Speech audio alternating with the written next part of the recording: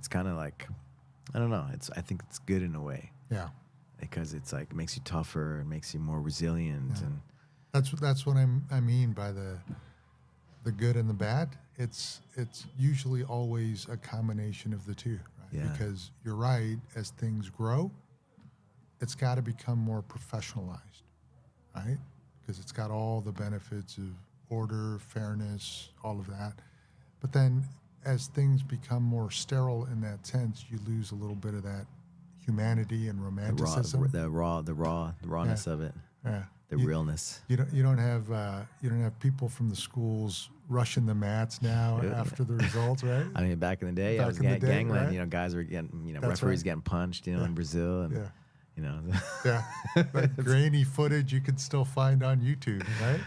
Yeah, guys would straight up get punched. Right, shirts are off. Everyone's rushing the mats. Right, there were like brawls on the mats. But you can't have that. Yeah. Guys would get banned now, like year after year, and so then now they've cleaned it up. Yeah.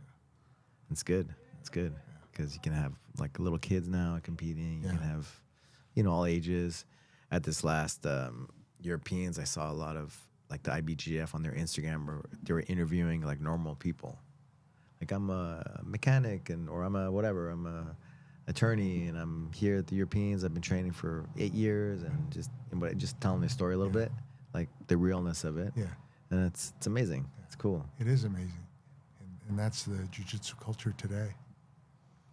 They're out there, whatever age, and for me, they seem very young, because of just what they're doing.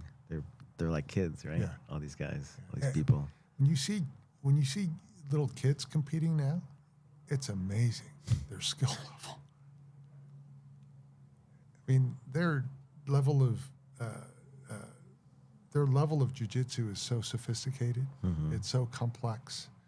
And they're 7, 8, 9 years old doing this. It's amazing. Yeah, it's fun to watch. Yeah. Were there a lot of women back in your day? No. How many women in the gym, in the jiu-jitsu? Besides the garage training.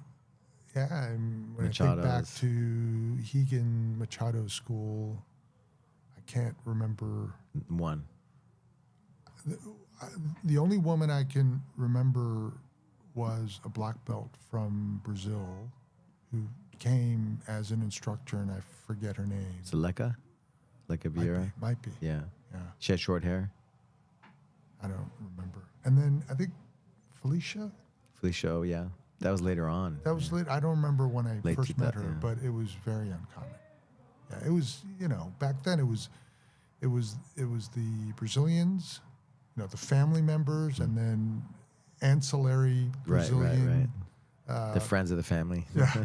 But, the family and the friends of the family. But like full-time jiu-jitsu guys. Yeah. And then the guys that wanted to learn, are either, tough guys, wannabe tough guys, but like the gis didn't match, right? White pants, blue top.